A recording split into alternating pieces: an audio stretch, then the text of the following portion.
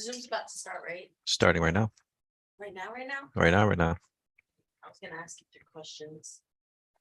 Better write them down so you don't forget. Well, it's 4 questions, actually. Oh, that's a lot of questions. Wait, it could be a team exercise. We could all do it. It's interesting. My friend's a psychology major, and she taught me like these 3 questions to go into like a person's subconscious. Oh, yeah. They're really simple too. So the first one is, what's your favorite animal? Oh, my God. You're asking me too many questions. My favorite animal? I like all animals. No, like top number 1 best animal in the world. You should think of it. Best animal in the world. Best animal in the world. And then text it to me. An elephant? Yeah. An elephant? All right. Making him think. I know. I would say best or my favorite? Your favorite. I guess a monkey.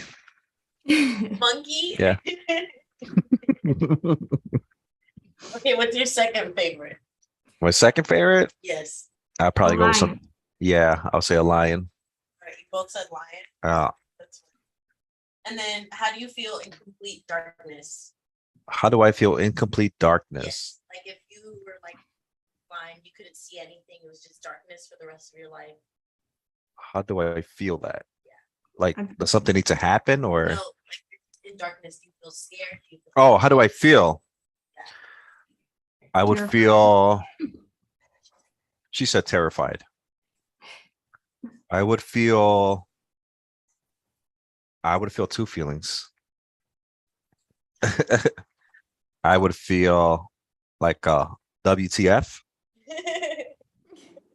but then I would immediately put myself in calm mode. in calm? Yep. Okay. And then the last question is, how do you feel about water? Love water. I like the feeling of water, but I don't want to be swimming in a place where I can't get where I'm gonna drown. So you like it?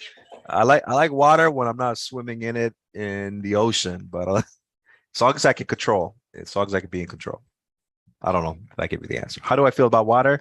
I'll just say I enjoy water. Water is good. Yeah. Water is refreshing. What did she say? Just say water is refreshing. It's refreshing. Yep. I love it. So interesting. Okay, so the first one. You could hear her. Yeah. Going, Mike. Or the animal that you picked Yeah. is how you view yourself. How do I view myself as a Yeah. monkey? Okay. It's like the characteristics. Okay. Yeah. So like a monkey's like playful, joyful, and it's like very much in your. I don't know what an elephant means, but you could just like look at You're it. gonna have to. She's gonna want to know. Got her all curious over here. I'm about to ask the audience when they come in. All right, ask them these 3 questions. What's your favorite animal? Okay, so elephants mean luck and prosperity. Luck and Uh-huh. prosperity. They're so cute. Strength and good fortune. Strength and good fortune. Hmm. Is that So like that's- the Chinese calendar type deal or? No, it's not even a Oh. Chinese calendar type deal. It's like I just Googled like what does an elephant Oh, symbolize? got you. And then so that's how like you view yourself. Now the second animal is how you view your or like what characteristics you would look for in a partner, Interesting. right? And you both said lion, which That's interesting. Ah. and then if you think about what a lion represents, like symbolism. I would say strength. Yeah, it's like strength, courage, justice, might. They're like that royalty. Yeah, Right. it's interesting. And then, okay, so how do you feel in darkness, in complete darkness? The answer to that question is basically how you feel about that. How do I feel about that? Yeah. And it was funny because you said, "What the fuck?" And then you calmed down. that would be And my response, man. I answered it just like Karina too. I said I would be terrified. I'd be scared too. What does that mean though? What's the So, meaning? It just means like how you feel about it. Oh, like, gotcha. how you feel about death in general, but like answering it, like the Well- answer correlates with how you feel about death, basically. And then the way you feel about water is how you feel about love. The wave. Okay. Aw. Yeah, it is interesting. So Karina said it was refreshing, What's up, Dina? and you were like, you like it, but you don't want to drown it. Yeah. That's actually interesting too. Oh man. That was a fun exercise. Hi. All right. Well, it's 10:01 and I'm gonna get moving. Since I'd like to try to honor the time that I start with. Everybody, welcome to the first video session held by Jose Mejia. Well, appreciate you guys coming in. I threw it out there on Facebook and everywhere else for anybody else to join, regardless of brokerage. For some of you guys who maybe don't know too much about me, I've been in the real estate game for a while. Did mortgages in the state of Minnesota. Been in real estate world since 2011. I spent a lot of time trying to figure things out and failed a lot of times. I'm pretty much kind of self-taught. I really didn't have a coach until just recently, as of April. That could be a good thing and a bad thing of not having a coach.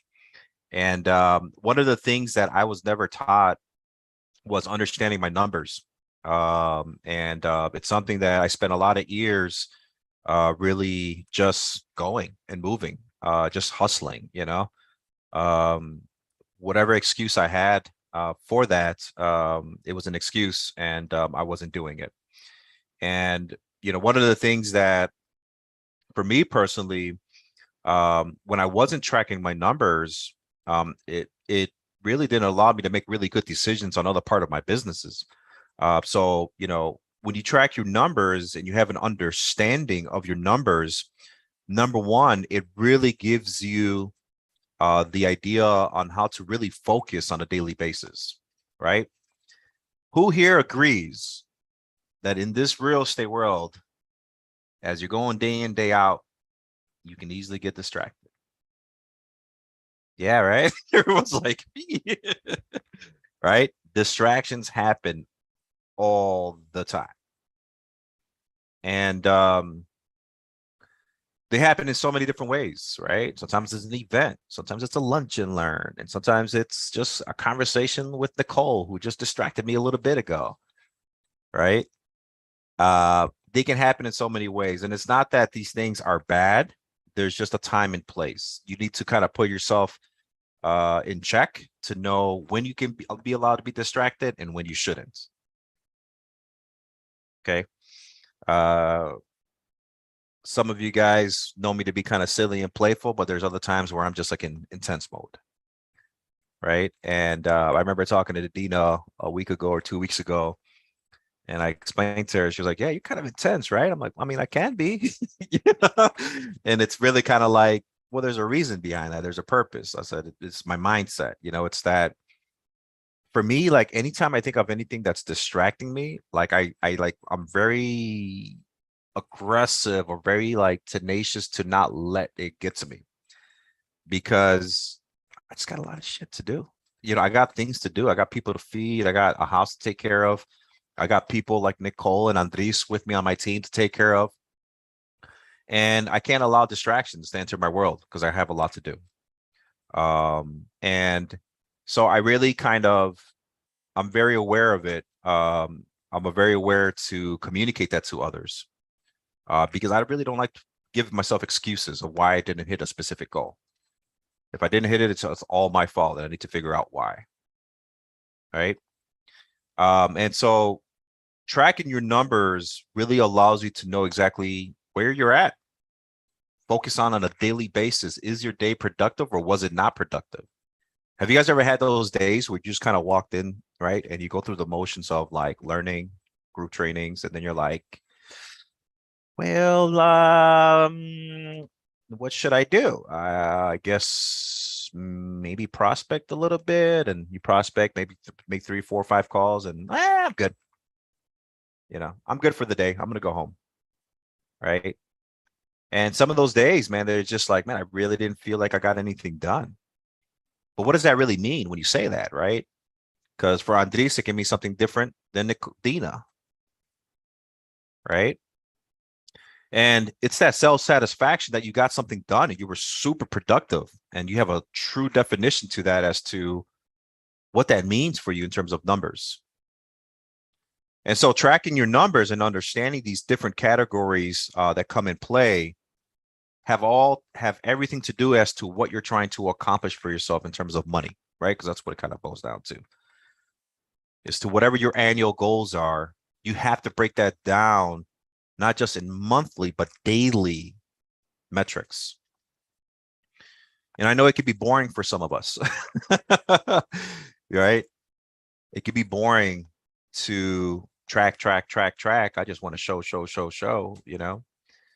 But it's essential, you know? If I'm trying to lose weight, I need to figure out what calories am I consuming? What was a waste of my time to eat and what wasn't? That's the only way you can really have self-accountability into pointing fingers at yourself as to why something got done or didn't get done. And a lot of times, you know, we switch brokerages and all that stuff. And most of the time, you know, people point fingers at their brokerages, but really you should be pointing fingers to yourself. All right.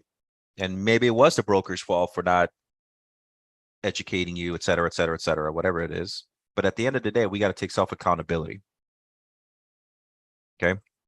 So what I'm going to show you guys today, because I'm going to go into this thing for about 30 minutes, maybe about 20 more. See, I get talking. I'm already 7 minutes in. So what we're going to do is I'm going to show you guys the platform, one of the platforms you can use. It's a free service. I actually just did this 2 weeks ago just to make sure that, just to see what kind of, if I got any spam calls or spam emails, and I really didn't. It's nothing that, it's a service called Sisu. Have you guys heard of Sisu?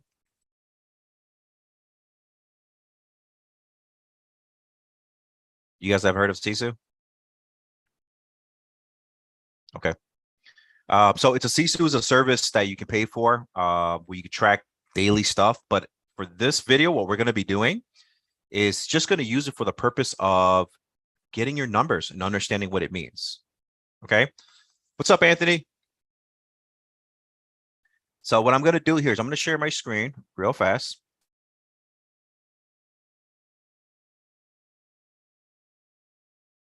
So it's a Sisu is a service that you pay for, track daily stuff. But this video, what we're going to be doing is just going to be used for the purpose of. Give me 1 second. 1 second, everybody. Okay, there it is. I see it. I was hearing myself because it's going live on YouTube. That was not cool. All right. So if you guys want to know, I'll send you the link here in a second. But Sisu, I just pretty much searched Sisu Goal Calculator. Right. And we're going to click on, let's see, this one right here. And I'm going to go ahead and copy and paste this. Who here, while I'm doing this, who here has already started setting their goals for 2023? I'm sorry, I didn't see the hands because I was scrolling through different screens. Okay, Anthony, Dina. Okay. Why is it important right now to start doing that? Why do it now and not in December?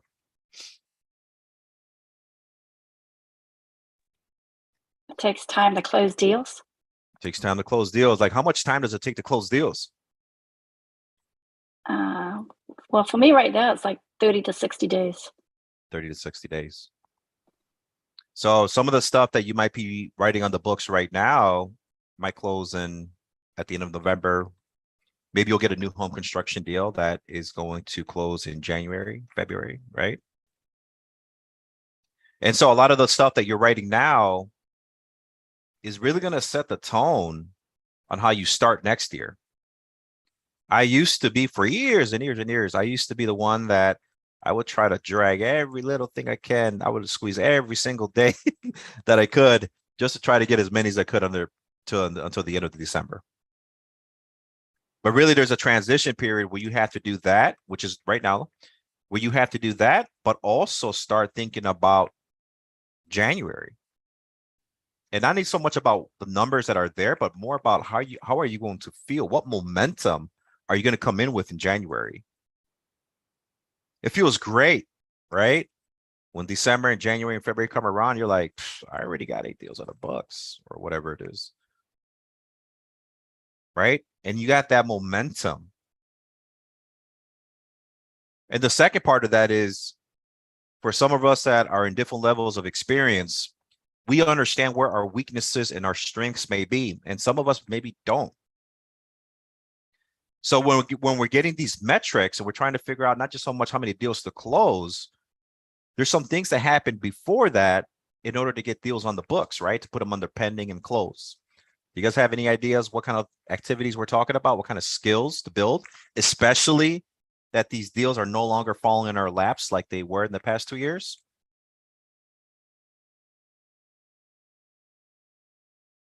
Anybody? Okay. How about if you get a lead coming in, you probably want to know how to have a healthy conversation with them, right? A meaningful conversation with them.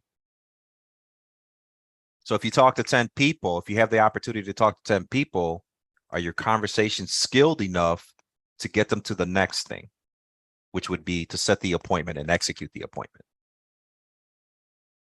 right? And so these numbers allow you to be honest with yourself if you're tracking it, for you to take accountability and say, I got to build my skill in this specific area. All right. Let me get in here real fast. You guys can see my screen right now, right? All right, let me minimize this. All right. So we're going to start like this.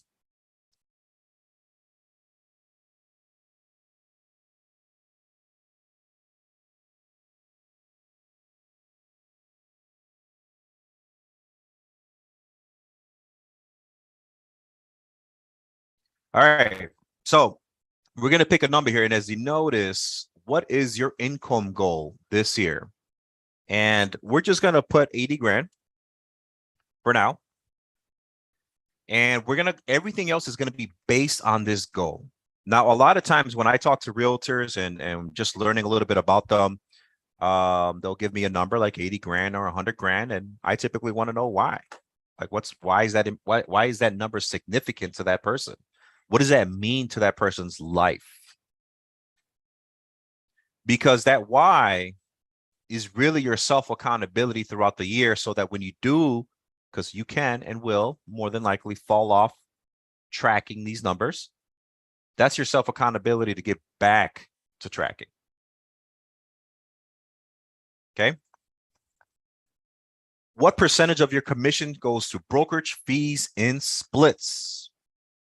Anybody in here on a team that has splits, like team splits? I think most of you guys are individual agents. Okay. So if you're not on a team and you don't have an additional split, then you would just go straight with what the brokerage pays you. At Real Broker, we're at 85% until we cap. We turn into 100%. But for this particular circumstance, we're just going to put 85%, because even if it's just calculating it based off of that, then I'm going to look at, it's going to give me worst case, it's going to give me a higher goal to achieve, right?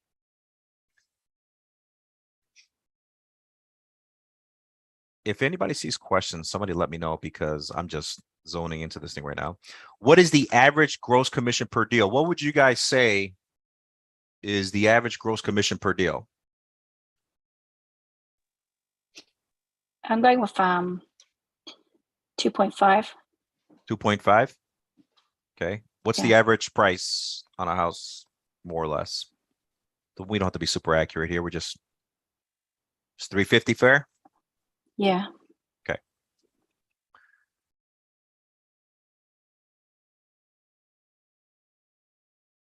So 350,000 times 2.5% is 8750.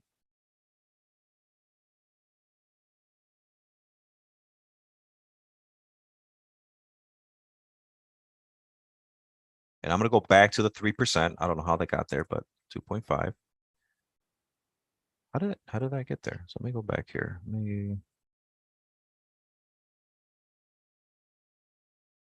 Okay, I got to do it all over. All right, 1 second, guys. Bear with me here.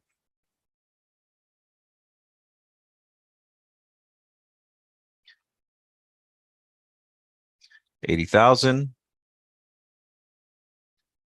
350,000, 2.5%. Now, here's a good question. Okay, we're going to go through this together so that you guys can do it a little bit later on your by yourselves. If you were to contact 100 people, be honest with yourself. Okay, how many appointments would you set?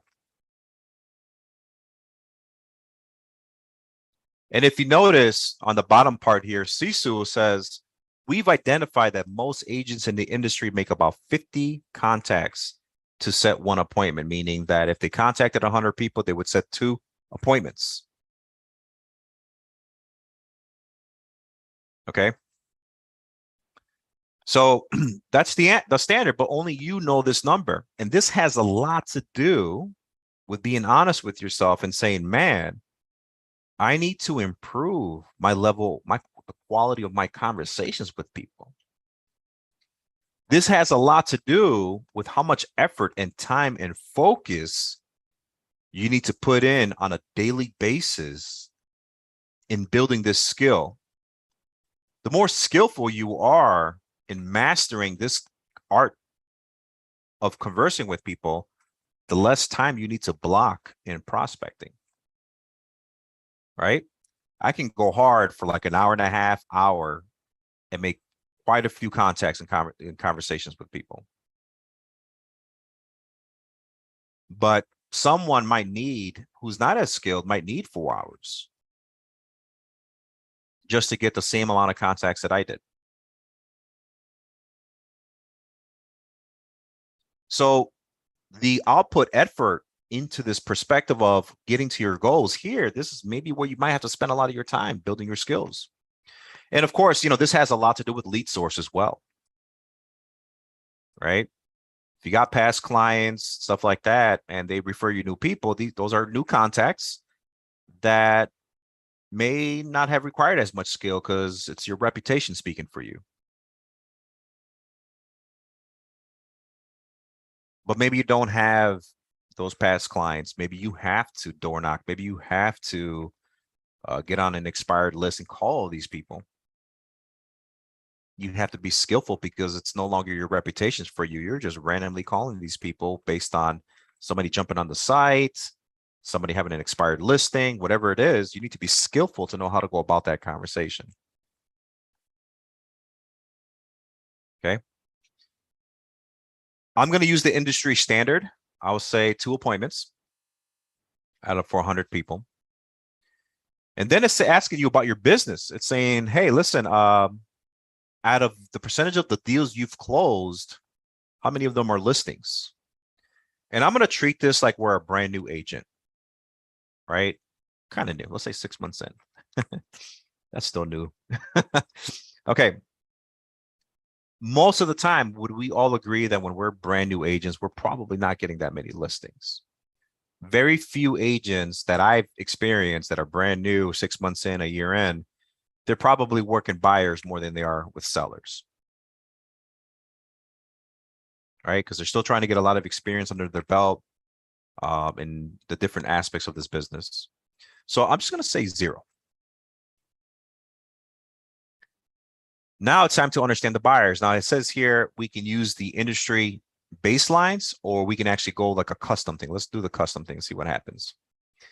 If we went on 10 buyer appointments, now remember, this means you've had skillful conversations. Those 100 people you took the time to call, you blocked your calendar, you were focused, you did a little bit of learning, you've been building your skill, you called 100 people. and you had 2 appointments set up, and you did that consistently for about a month, you eventually set up 10 appointments, 10 buyer appointments. Remember all the work you put in, all the learning that you did, all the time that you blocked, all the distractions you avoided just for you to earn those 10 appointments. All the sweat equity you put into this to get those 10 appointments.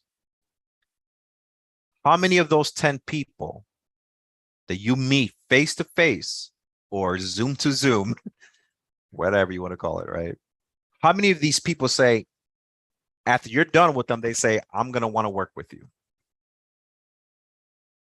We want you to represent us. There is no need for me to be talking to anybody else at this point. You're the man or the woman. This is another skill set to figure out. Because this person who's a stranger who took the time to come meet you face to face, they have options, thousands of them. So what are you going to do? How are you going to deliver your message differently from other realtors?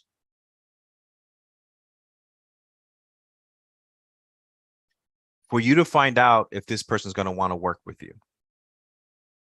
And you can even think on the opposite side of that. It might be an opportunity for you to analyze them to say, I'm not sure if I want to work with you. Because this feels like we're not the right fit.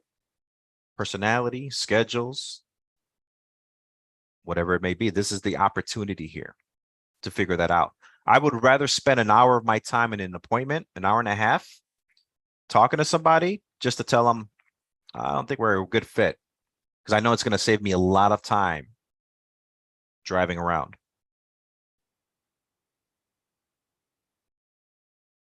So this is a second fundamental skill. The first one was the conversations. The second is executing the appointment to a high level.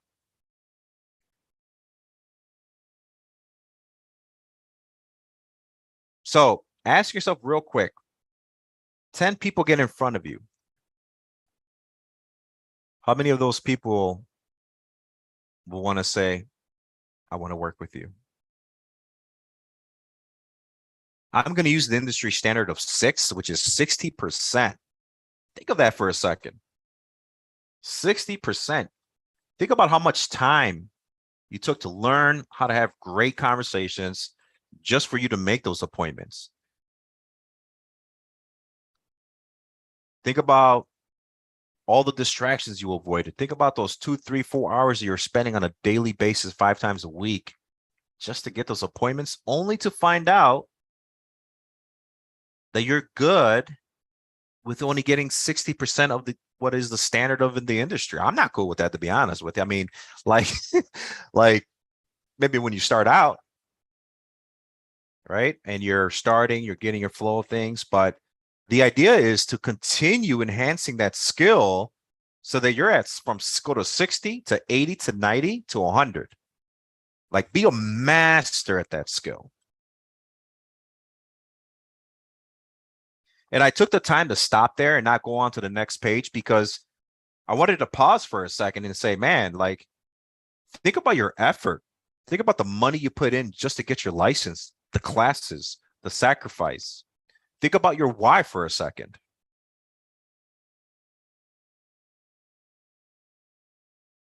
These fundamentals of what we're talking about setting numbers and standards, but these are the fundamental parts of the business.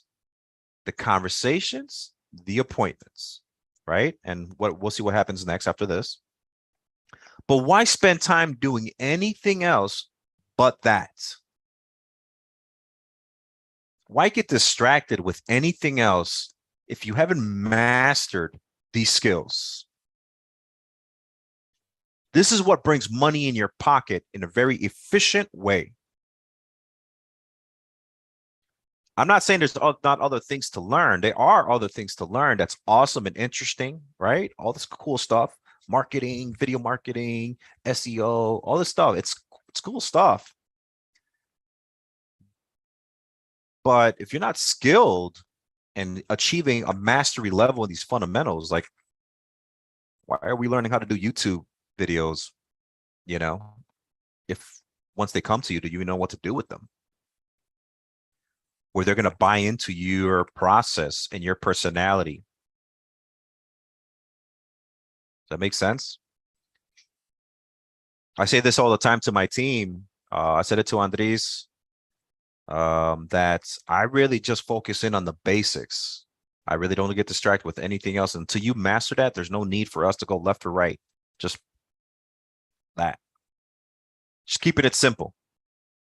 Keep it simple and just stay focused on the simple things that are the important things. Okay. I honestly feel that if I get 10 people in front of me, I'm going to get all 10. It sounds a little arrogant, a little confident, whatever. I know that when I talk to people, I just listen authentically. I really put myself in people's shoes and I challenge them just to know how they think, how they operate. Okay. So we're going to keep it at 6. Is that fair? Okay, cool. What percentage of buyers will you put under contract? So 10 people met with you. 6 of them said, I want to work with you.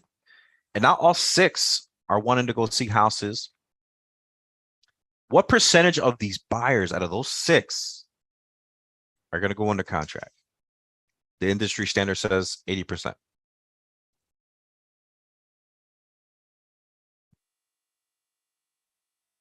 Okay.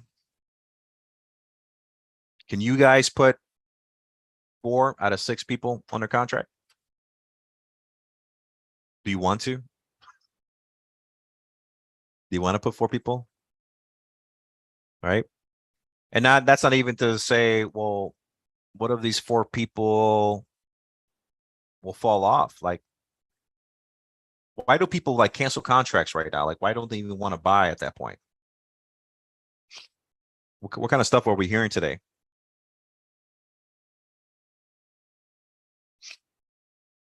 How about someone that you've been helping and then interest rates went up and all of a sudden they pull back? Right? Those are the type of real things that are happening right now, right? This is an important part because 4 of the 6 sounds awesome. It does.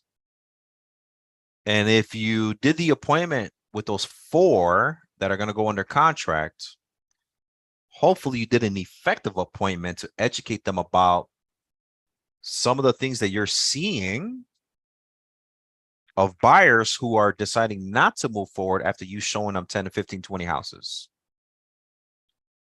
That appointment might be a good time for to say, hey, FYI, rates are a little bit crazy right now. How do you feel about 6.5% and you paying this type of mortgage payment? Does that fulfill your need of why you even have a need to buy a house to begin with? Right? And so a lot of people right now, there's people that need to buy and there's people that want to buy. Most of the time, the people who have a need to buy, when you educate them about some of the things about rates and stuff, more than likely, they're going to be like, man, I mean, I wish I would have done this a while back, but hey, listen, my situation is my situation and I need to do this. Does that make sense? So some of these conversations can also be held at the appointment. Because now these 4 people that you're putting under contract, you already had this conversation with them before. And as a realtor, you don't have to worry that after all the time that you blocked away from your family, you left your family to go show houses on a Sunday. Because you know it's worth it with this specific person or family. Because you've had healthy conversations with these people to let them know, forewarn them about things. And you've been able to see their responses and say, man, you know what? I'm going to keep chugging forward because I do need a house. So let's go do this. It's so much more worth it to get up in the morning and leave your family on a Sunday to know that you're going to help another family who is ready to do whatever it takes. right? You put 4 people under contract, and this is basically where we were just talking about this, right? Is how many of these people will actually end up closing? How many deals are going to fall through? Right? That always sucks. That always sucks. The people who go under contract and no longer can buy. These are good things to talk about in an appointment as well, right? Some of the things you've been seeing. Maybe your business partners in masterminds. You've been listening to other leaders in the real estate industry and some of the things they're experiencing. Maybe if you haven't experienced it, maybe it's something to talk about in the appointment. Some of the reasons why people are not having success staying under contract. Maybe it's an inspection. You know, sometimes when I go show a resale, and after I listen to what's important to them about a house, et cetera, I'll challenge them. And I'll say, okay, Mr. Buyer, so we got the kitchen that you said you wanted, that you needed to have. We got the open floor plan that you needed to have. I need to know if we get everything you want, but this home has an 18-year-old roof, would you still want me to show you that house? Right? Because they might have said to me, Jose, we really want to see houses that are like 5-7 years old. We've been having a hard time finding them with this type of criteria. I might say, okay, cool. Yeah, absolutely. That's what we're going to be looking for. But I need to know if I found this house that has everything you're looking for and has an 18-year-old roof, is that something that I should be making you aware of? Or should I not even bother with that? See, now I'm challenging their brain. Because when they go under contract and that inspection comes in, oh my God, it has an 18-year-old roof. Yeah. You know, I think I mentioned that to you right before we actually looked at the house. I don't know if I'll say it like that, but you know, I'm pretty sure you were aware of that since I communicated that to you. Right. So it no longer becomes an objection. It no longer becomes something for them to back out on. Okay. Out of all these people under contract, out of the 4 people under contract, how many of these people eventually end up closing? 90%. So let's say it's 3 out of 4. Do you use Sisu for accountability tracking? No. All right. Let's see what the results are.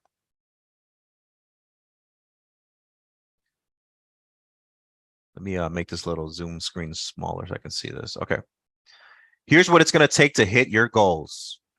To make 80 grand on an 85% commission split, we have to sell 9 to 10 houses.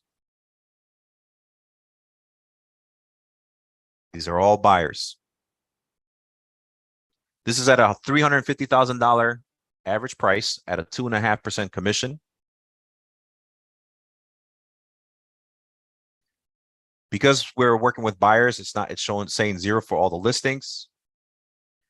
And it's saying here that you have to contact 87.5 people on a monthly basis.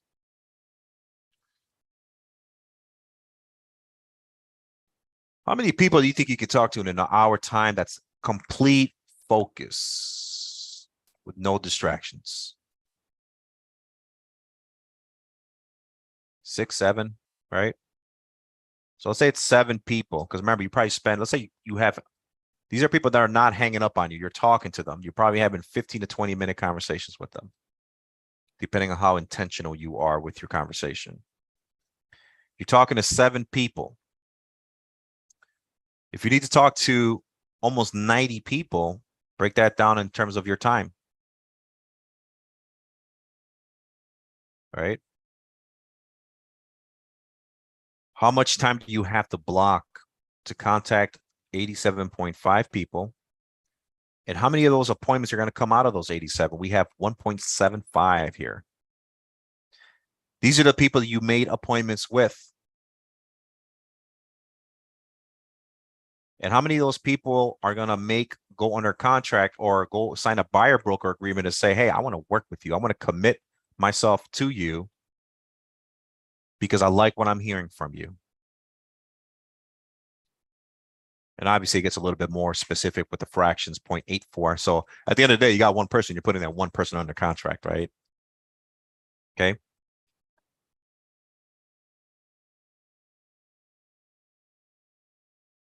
I have no clue what this is. We're going to find out. Okay. This is them selling their product. All right. So with that said, I'm finished. Do you guys have any questions with that? Was any of this kind of helpful for you guys?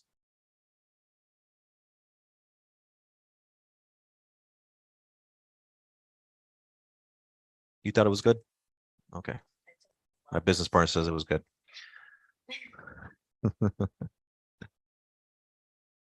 If you guys need any help with this stuff individually, let me know. But for the most part, what I'm going to do,